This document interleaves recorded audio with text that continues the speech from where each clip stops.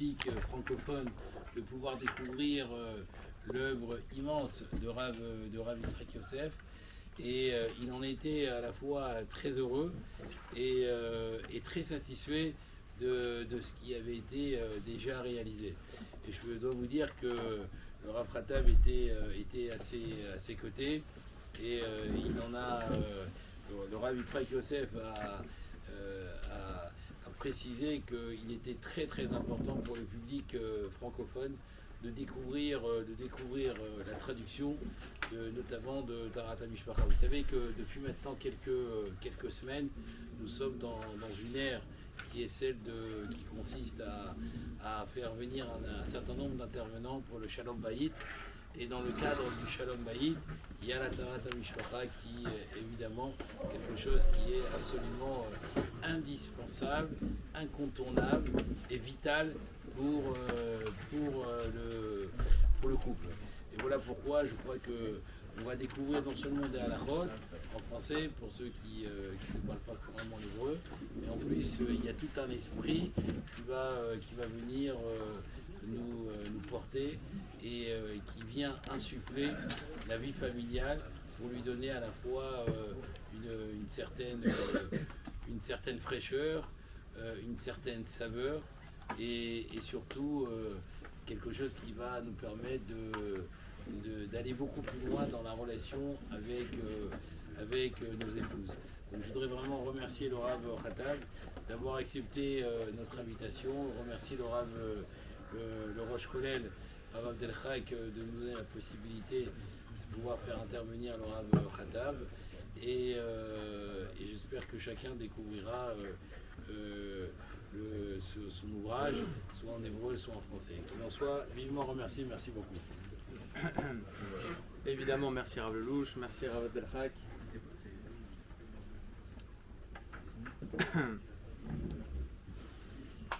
On a tendance, lorsqu'on étudie la Torah, lorsqu'on va dans des cours de Torah, je dis ça à plusieurs reprises ces dernières heures, eh bien d'être face à un intervenant qui parle de Moussar, Emouna, Bitachon, etc., etc.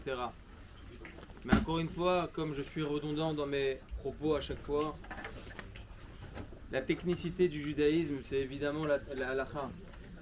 Sans halakha, on ne peut pas faire Shabbat, on ne peut pas faire brachot. On est quotidiennement confronté aux lois de brachot, à chaque instant de notre vie. Si on fait attention, notre journée, elle est que face à ces problématiques.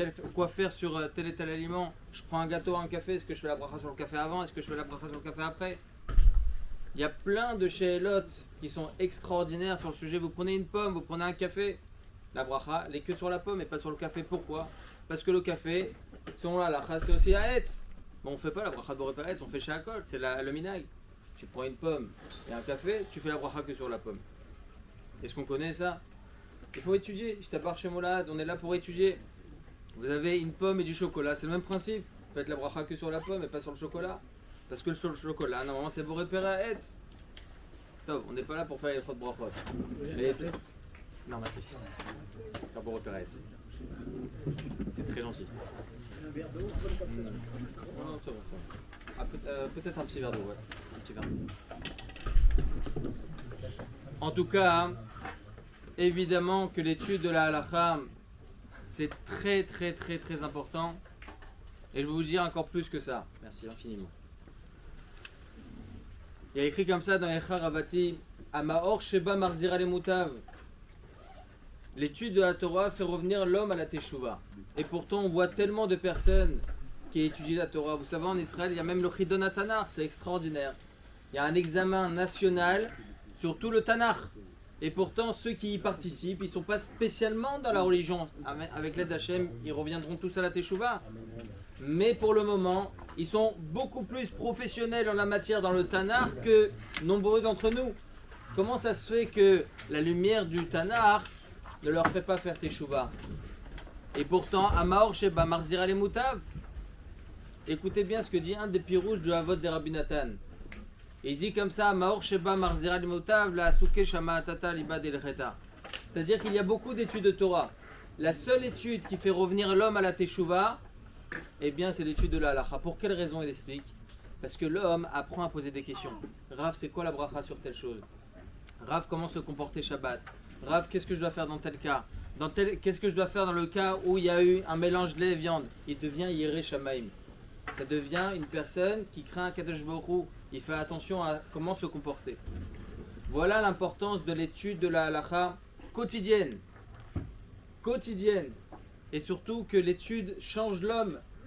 Il y a écrit comme ça dans le Zohar HaKadosh. Pourquoi? Vous savez, Maran Rabbeinu Ovadia Yosef, il a écrit aucun livre sur Shlom Bayit. Aucun livre. Et pourtant, de l'adore, etc. Non, il a écrit une phrase. Vous pouvez chercher. Une phrase dans tous ses livres, une phrase dans Anaf et Savot sur Shlom Bayit. Qu'est-ce qu'il écrit là-bas? Il dit, tu veux Shlom Bayit? Tikva etim la Torah. Fixe un temps d'étude de Torah. Pourquoi? Il y aura moins de Shlom Bayit, au contraire. Non, il y aura plus de Shlom Bayit. Parce que lorsque l'homme, il prend sur lui d'aller étudier la Torah, comme vous faites, Baruch Hashem, eh bien ça le change. Le Zohar HaKadosh, il dit, à chaque fois que on sort de notre bouche une parole de Torah, eh bien comme un morceau de Shekhinah qu'il y avait au temps du Har Sinaï qui rentre à l'intérieur de nous-mêmes. Ça nous change complètement. Ça change l'homme. Vous étudiez une page de Gemara, vous étudiez une page de Yalkut Joseph, vous étudiez l'homme échané.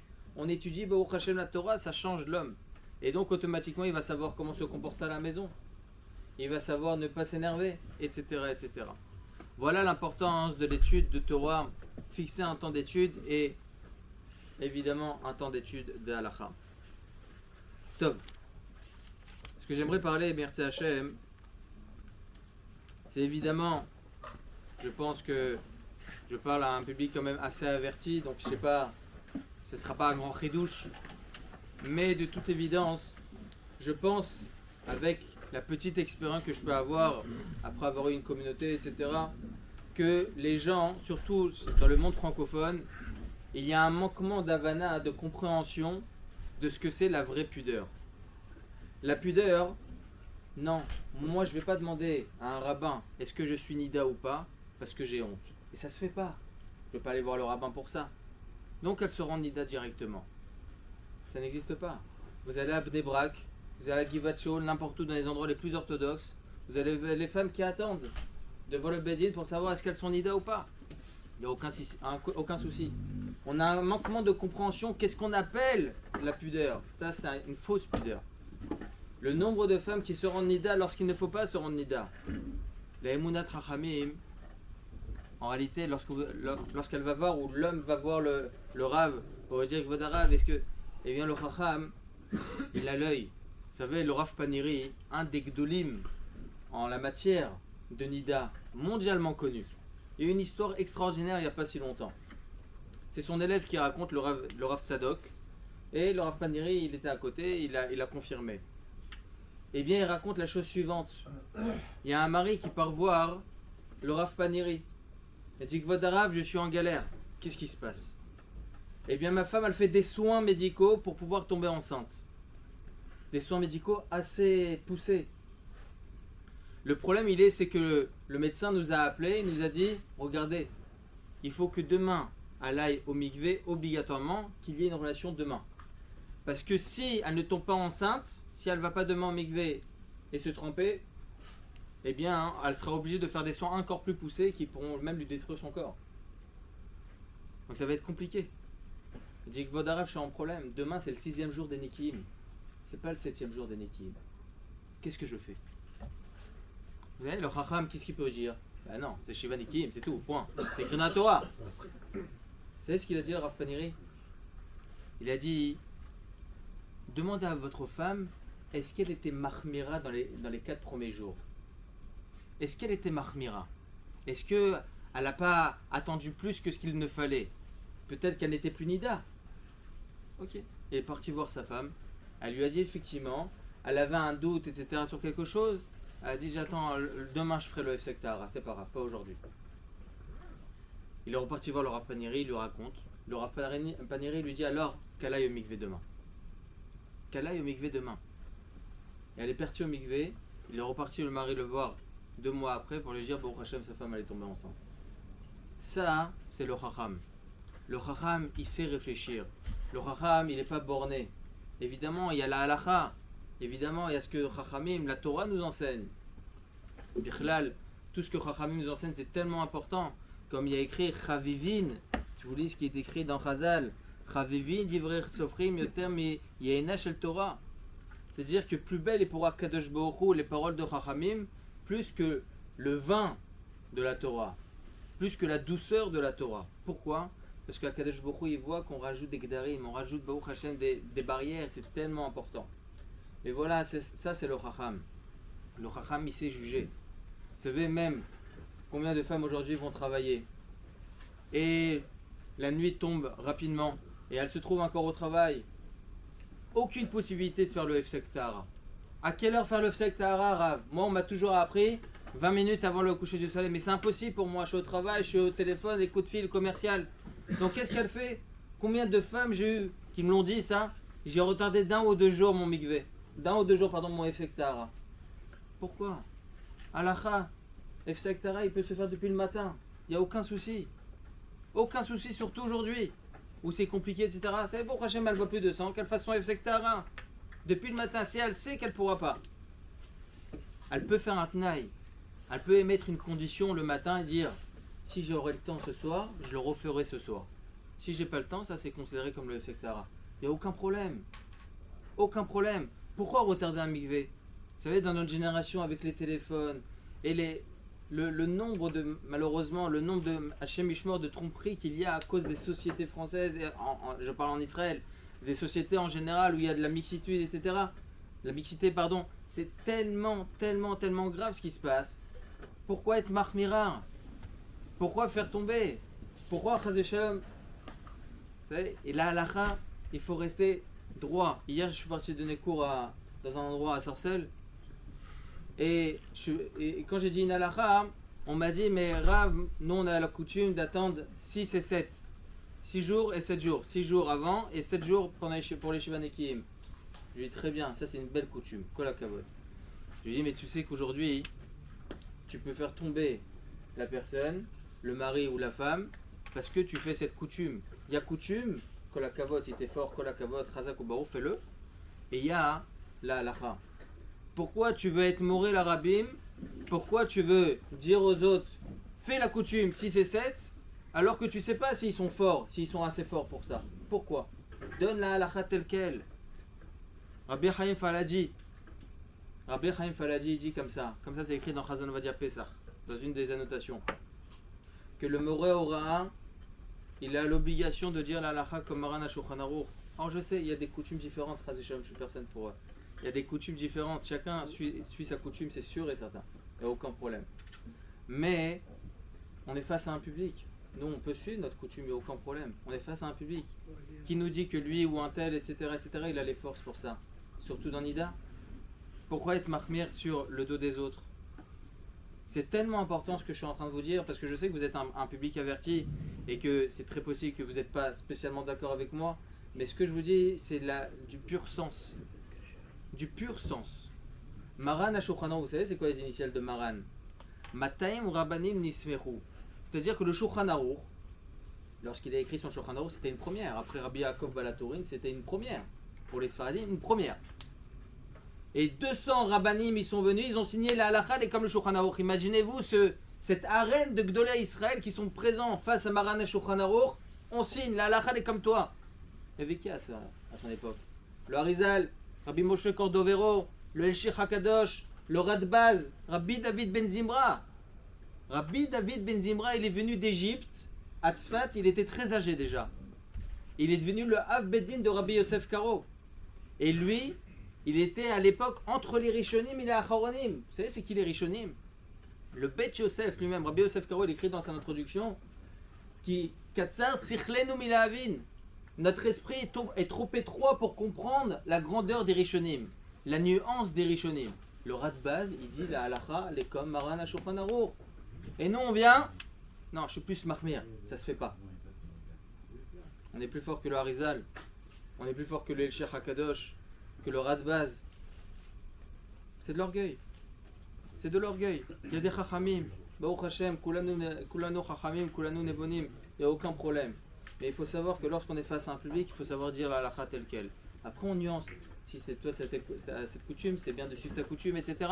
Si tu peux. Ça c'est très important cette nuance. Il y a une coutume, il faut la respecter, si tu peux. Il y a des fois, lorsque la coutume, Chazé Shalom, elle dépasse sur la halakha, comme ils disent les poskim, ils disent lorsqu'il y a un minag qui peut Chazé Shalom être srach, il sourd, il faut l'enlever, il faut faire très attention. Alors on n'enlève rien, mais il y a la halakha, telle que rapportée par Marana Shulchan Aruch. Il y a d'autres halakhot, il y a plein d'halakhot, mais je sais qu'il y a certaines choses qu'il faut éviter de parler, parce que bon, c'est vrai qu'il y a des gormim, ok, il y a des coutumes, surtout en France, etc. Il faut pas bouger, etc. Donc je suis pas là pour ça. Bien qu'il peut y avoir ça fait brachot laquelle, etc. Bon, c'est d'autres sujets. Imerti Hacham, on en parlera, Berito, Bismano. Mais en tout cas, ce qui est sûr et certain, hein, lorsque vous avez 18 Rishonim qui pensent que c'est bracha levatala pour la Tvila, pour ceux qui comprennent, eh bien, quand même 18 Rishonim. Tov. Comment? Est-ce qu'il y a bracha levatala? Non, par rapport à la bracha, quand faire la bracha de la Tvila. Avant, après. Avant, après. Bon, ça c'est un autre sujet. En tout cas, vous avez 2 Rishonim qui pensent qu'il faut faire comme ça et 18 Rishonim qui pensent autrement. Bon, Maran lui-même. évidemment. Dans le Choletia Tedaïm. On est Rolex. Dans le Maran lui-même. C'est Man Kouf Nunret. Ouais, c'est Fiudalef, dis ce qu'ils disent. Il dit là-bas on fait la Netila Tchadaïm et après on fait la Beracha. Mais pourquoi? Ouais. Parce qu'on ne sait pas essuyer les mains. Non, mais ça sert à rien essuyer les mains, puisqu'on verse aujourd'hui beaucoup plus. Ah, le minag c'est de s'essuyer les mains. Hâte qu'il y ait des cas Non, que mais Aval, à essuyer les mains, c'est l'homme à Kev. Vous avez raison. Et pourtant, le Rav Ovadia il dit quoi? Il dit comme ça dans Alechot Olam. Il dit qu'on a le droit de s'essuyer les mains au moment où on fait la Beracha. Pourquoi? On n'a pas le droit de rien faire pendant une Beracha. Non. Pourquoi? Parce que c'est le Essek à Mizvah. On est en train de faire la Mizvah de Netila Tchadaïm. Mais le Nigouv, il est pas mal à Kev. C'est vrai, Parce que tu as versé beaucoup. Mais ça fait partie de la Mizvah. On Même voit- le Ben Ishraï dit ça. Maro et Mipo, c'est que le Minak il a dit le shla qu'on fait une fois, une fois et on fait la bracha au milieu, c'est bidou qu'est-ce qu'il a dit le Marasé Maran dans les deux Kouf films. Nunret. Mais c'est pas la même chose. On s'essuie Exactement, pas. ouais. La Tvila, on s'essuie pas. Il y a Birklal Non, passe. Maran il dit, si tu as un hachach, tu laves les mains une fois, Oui. après tu fais la bracha, et après tu laves une deuxième fois. Non. Maran, il Pour dit Netila une fois. Tchadaïm? Oui. Non. C'est pas un Kouf Nunhet, c'est Fiudalef. Il dit pas. Tiens, il dit, regarde, ça Ah ouais. tu bloques. Tu bloques. Il dit refaire la Netila Tchadaïm? Tu fais une fois et après tu entre la première et la deuxième fois tu fais la bracha. Ça marche pas, bracha levatala. Non mais. Aucun problème. Kouf Nunret. Canard.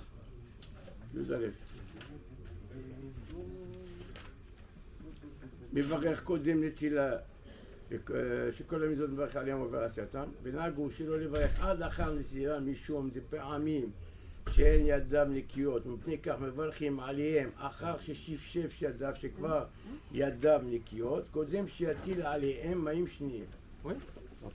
Il a versé une fois, après il verse une deuxième fois. C'est différent C'est chez entre les les deux, il Maran. fait la bracha. Il parle de choses différentes ici, Marana Shulchan Aruch. La coutume, pourquoi aujourd'hui on fait Netila Tchadaïm mais on ne fait pas comme Marana Shulchan Aruch? Pourquoi on fait pas ça? Je sais pas, ils ont fait comme le Rama, je sais pas. Non, il faut pas être takwa il y a 500 ans, il faut expliquer. Qu'est-ce qu'il dit ici Marana Shulchan Aruch? Je relis le Shulchan Aruch. מברך קודם נטילה, שכל מזאת מברך עליהם עובר לעשייתן. ונהגו שלא לברך עד אחר נטילה, משום דפעמים שאין ידיו נקיות, ומפני כך מברכים עליהם אחר ששפשף ידיו, avec... Non, il a versé de l'eau. où ça? Mais pas dit, c'est pas dit qu'il a versé de l'eau. ששפשף ידיו שכבר ידיו נקיות, קודם שיטיל עליהם מים שניהם. הם שניים. ישפשף, c'est quoi ישפשף? Frotter les mains. Il frotte ses Frotte les mains. mains. Mais il a versé de l'eau une première fois. Mais vois pas pas. dit, c'est quoi Maïm Shnim? Moi c'est Maïm Shnim. C'est pas chaud, c'est quel Mishnah? שפשוף ידיים, c'est pas... il parle de שפשוף ידיים aussi le matin. C'est baron. Ah, Maïm Shnem, il explique. C'est comme Mishnah Bora. Ouais. $15 sur l'échelle. C'est pas chaud, c'est Maïm Bourré.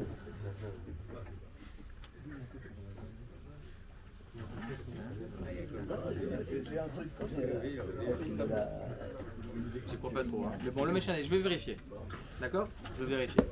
En tout cas, hein, ce qui est sûr et certain, hein, c'est que pour un Netila Tchadaïm, Marana Shulchan Aruch dit, on se lave les mains, mais attention, si tu t'es essuyé les mains, hein, tu peux plus faire la beracha. Le Rama, lui, il dit, même si tu t'es essuyé les mains, tu peux faire la beracha. Donc on voit Maran Mefourash, que s'essuyer les mains, c'est très important, ça fait partie du Esak HaMizvah. C'est pour ça qu'on n'a toujours pas terminé la Mizvah, c'est pour ça qu'on peut faire la beracha. Après, c'est terminé, on verra la Siyatan. Après, ce sont des sujets, comme je vous dis maintenant, on va pas trop en parler, mais il faut savoir à un certain moment, il faut toujours respecter les autres coutumes. Il faut toujours respecter les coutumes, il faut respecter les autres opinions, ça c'est sûr et certain. Mais il ne faut pas être borné non plus. Lorsqu'on voit qu'il y a tant de rishonim, c'est pas stam des petits rigolos qui disent que c'est bracha levatala. Le Rif, le Rambam et tous ces grands rishonim, mais Maran HaShulchan Aruch sur lequel, écoutez bien, lorsqu'on a reçu la Torah, le monde s'est arrêté. Les océans se sont arrêtés. Les oiseaux se sont arrêtés de piailler. Tout le monde s'est arrêté. Le monde entier s'est arrêté. Akadosh Baruch Hu dit Anochi Hashem Elokecha. Ensuite, après, Kaved et Tavecha Vetimecha, Lotir Tzach, Lotinaf, etc. Il ne s'est rien passé. Tosfot dans Masechet Brachot nous enseigne quand la parole, le dibour, l'Otissa et Shem Hashem, la Shav a été dit, tu ne prononceras pas le nom d'Hachem en vain, la terre s'est séparée sur 500 par ça. C'est tellement grave, écoutez bien, c'est tellement grave que les poskim nous enseignent qu'on est même cholek sur Maran HaShulchan Aruch en cas de Safek Brachot Lehakel. Lorsque tu as un doute sur une beracha et que Maran HaShulchan Aruch dit fais la beracha, évidemment il faut étudier, il faut comprendre de quel sujet on parle, et bien certaines fois on est cholek sur le Shulchan Aruch. Par exemple, il dit Maran HaShulchan Aruch dans Hilchot Seuda, lorsque je prends du pain, je fais un motzi, je mange mon pain et j'ai un coup de fil, je sors, je rentre, il dit Maran HaShulchan Aruch, tu veux continuer à manger, fais d'abord Birkat Amazon, ensuite tu refais Nitiat Shadaim, ensuite tu refais un Motzi Lachem Minaret, après avoir mangé ton pain, tu refais encore une fois Birkat Amazon. 8 berachot supplémentaires. Alors les maaseh, on fait pas comme ça. Pourquoi? Ne sors pas, c'est mieux. Mais si tu le fais, ne fais pas de bracha. Ça fait brachot laquelle. C'est tellement grave, même on est cholek même sur Maran HaShulchan Aruch en cas de Safek. À Kol Sheken Vemikol Sheken, lorsque Maran HaShulchan Aruch de Hilchot Vila nous enseigne que la femme doit faire la beracha avant et pas après. Bon, ça c'est un autre sujet. En tout cas, ce qui est sûr, c'est que Baruch Hashem, la Torah nous permet d'avoir un esprit qui est ouvert et pas être borné. Ishtabar Shemoulad. Il faut toujours respecter toutes les autres opinions. C'est très important. Dans Ilchot Nida, on peut voir plein de sujets. Il y a Khatitsa, il y a les dinim de la Tvila lorsque c'est le Shabbat par exemple, comment faire. Il y a une halakha très intéressante du Rav Yisrael Yosef justement dans les Yalkut Tahara. On a une halakha qui nous enseigne que le minag c'est qu'il n'y ait plus rien, aucun khatitsa, que la femme soit totalement propre, nickel, qu'il n'y ait plus rien, aucun maquillage, plus rien, pour pouvoir faire la Tvila. Après, il y a certaines femmes, c'est compliqué pour elles, etc. Alors, il y a les dînes de khatitsa, quand est-ce que oui, quand est-ce que non. Si maintenant, la femme va se tremper vendredi soir, et elle se rend compte que son vernis il est écaillé, parce que Meikar Adin, évidemment il faut enlever les ongles, il faut couper les ongles, ça c'est même le Zohar HaKadosh qui dit ça. Il dit qu'il faut faire très attention à cause de la Touma, donc on est beaucoup plus makpid, le Rav Ovadia il est beaucoup plus makpid sur les ongles que sur les autres maquillages. Parce que sur les ongles il faut vraiment tout enlever, même si c'est propre en dessous, c'est important par rapport à la Touma d'enlever les ongles, ça c'est Minag Benot Israël. Donc si une femme ne veut pas, etc., on lui dit rien. On la laisse se tremper et après on lui explique Bezrat Hashem, Betov Ta'am Vedaat avec beaucoup de douceur et Bezrat Hashem, elle reviendra. Mais si maintenant elle va se tremper et son vernis il est écaillé, son halakha c'est Khatitsa. Ça c'est sûr et certain, les Kula Alma sont toutes les opinions. Pourquoi? Chachamim nous enseigne, ça s'appelle Miut HaMakpid. La Gemara nous enseigne que Miut HaMakpid, c'est quoi Miut HaMakpid? Quelque chose d'infime sur le corps d'une femme. Mais sur lequel elle est makpida, elle veut l'enlever parce qu'elle veut pas sortir comme ça au mariage, etc., au mariage de sa sœur. Donc là c'est un problème, c'est khatitsa. Évidemment que c'est khatitsa. Ah moi je m'en fous, etc. Si la femme elle vous dit je m'en fous, aucun souci, mais on va sur le robe. La majorité des femmes font attention, on va sur le robe, en d'avoir casé c'est khatitsa. On laisse pas tremper comme ça. Vendredi soir arrive, elle va au mikvé, elle s'est dit bon moi le rabbin il m'a dit que c'est permis le vernis. Mais il caradine, il vaut mieux enlever, mais bon, moi j'ai envie de. Le méchané. Elle a un Shabbat Ratan, le méchané. Et donc elle arrive au mikvé, elle se rend compte qu'il est un peu écaillé. Ou bien son ongle il est un peu poussé, et il y a encore une partie qui est. C'est une partie ongle et une partie qui est vernis. Khatitsa. Le problème, c'est que Maran Rabbeinu Ovadia Yosef, dans Chazon Ovadia, Chalek He, volume 5, il tranche la halakha dans une petite annotation là-bas. Il dit que c'est interdit d'effacer avec de l'acétone. Interdit d'effacer le vernis avec de l'acétone pendant Shabbat, parce que ça s'appelle effacer. Ça fait partie de Mochek, c'est l'un des interdits de Shabbat. Le Rav Rubin, dans Ochot Shabbat, il dit non, il n'y a pas d'interdit, parce que l'interdit d'effacer existe uniquement pour l'écriture. Ça n'existe pas pour la coloration. C'est très intéressant, sa petite nuance. Ok, le Rav Yosef, il interdit. Mais écoutez bien ce que dit le Rav Yisraël Yosef. On va dire à Kedekar combien c'est important que la femme aille se tremper le jour du mikvé, le soir du mikvé. Il dit le Rav Yisraël Yosef, étant donné que la misva de Tvila, c'est très important. La misva de Ona, c'est très important. Donc on lui dit, tu as le droit. Tu as le droit de prendre de l'acétone et d'enlever le vernis. Tous les vernis, à partir du moment où on enlève un, évidemment, il faut tout enlever. Évidemment, là. Mais attention, il dit Rav Yisraël Yosef, nuance. Il ne faut pas faire ça avec un coton. Pourquoi? Parce qu'on est sort.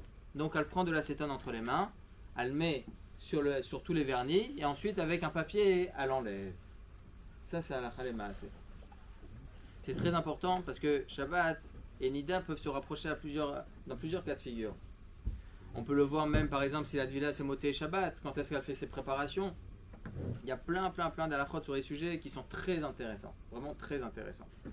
Parmi les lois. Il est sommaire sur le Mekel, c'est pour ça? Comment? Il est sommaire sur la vie qui pense qu'il n'y a exactement, sur le Rav Rubin, exactement. Parce que étant donné qu'il y a un Safek, dit comme Misva, là c'est Misva Gdola.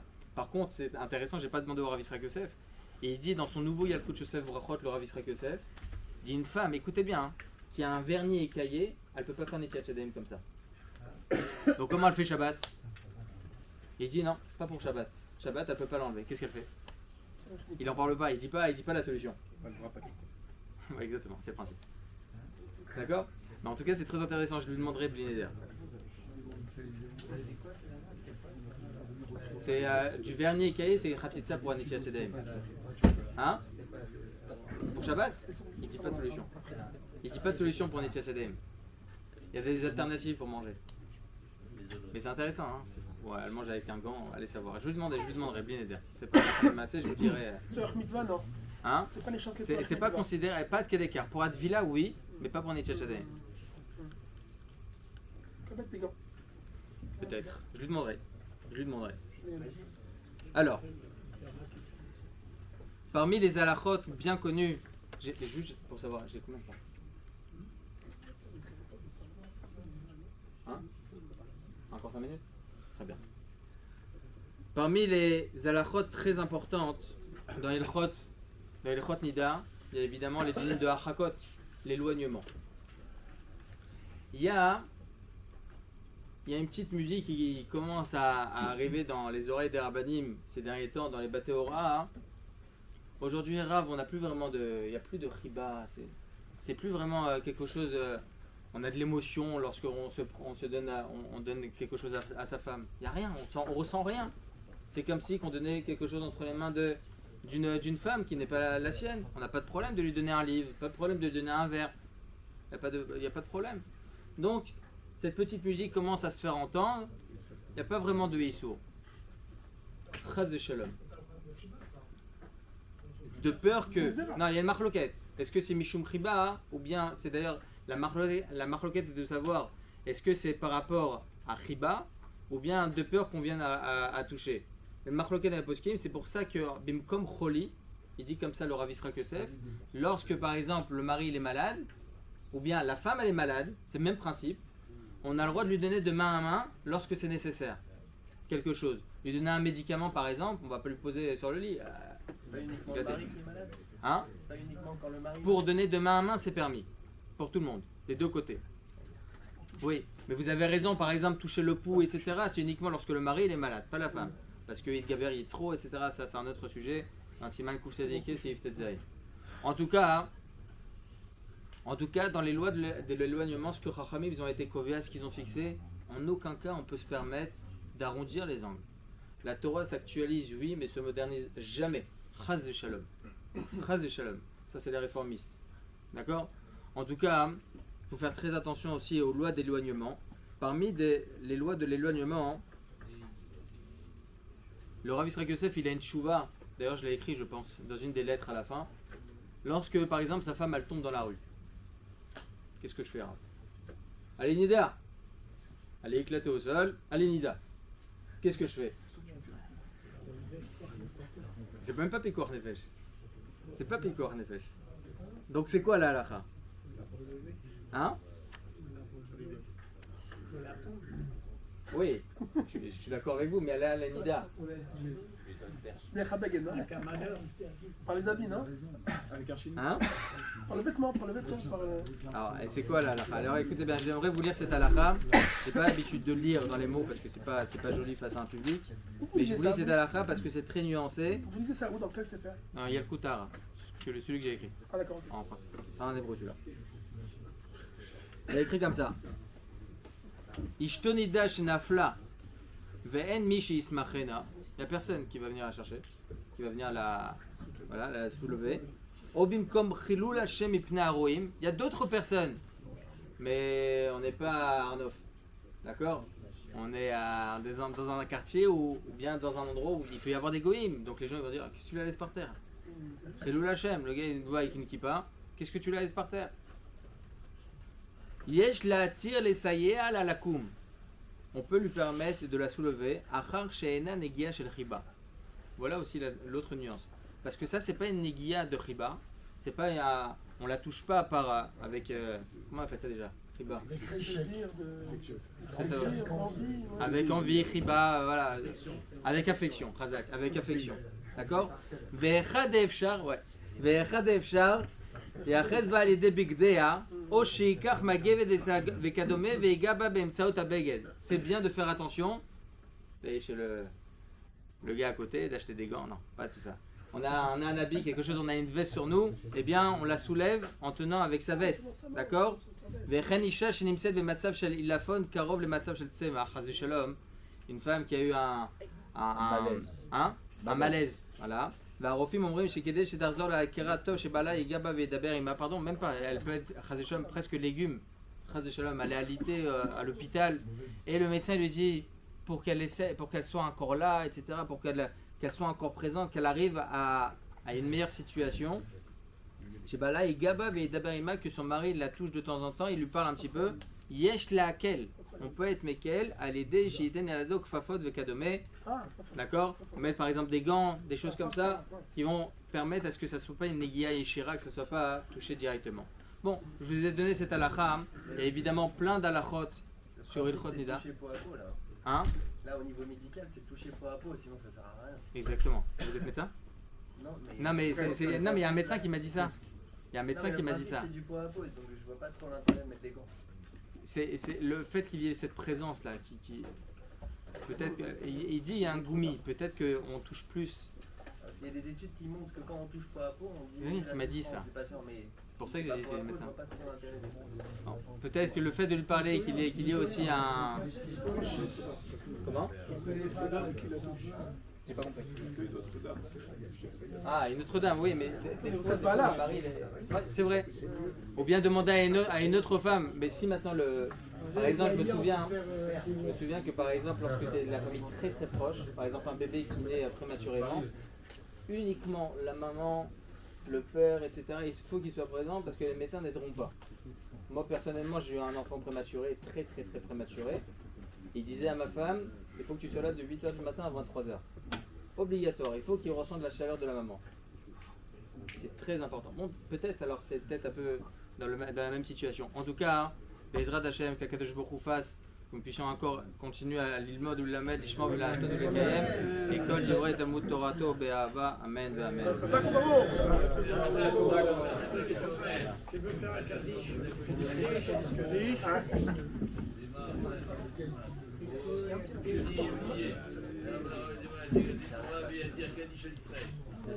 גדל ותגדל שמי רבה. ועד יברך יהודי וימליך מלכותי ויצמח שוקרני וקרב שכם. ומכל וחיי כל בית ישראל. בגלל בזמן קריב עמו אמן. שמי רבה רבה.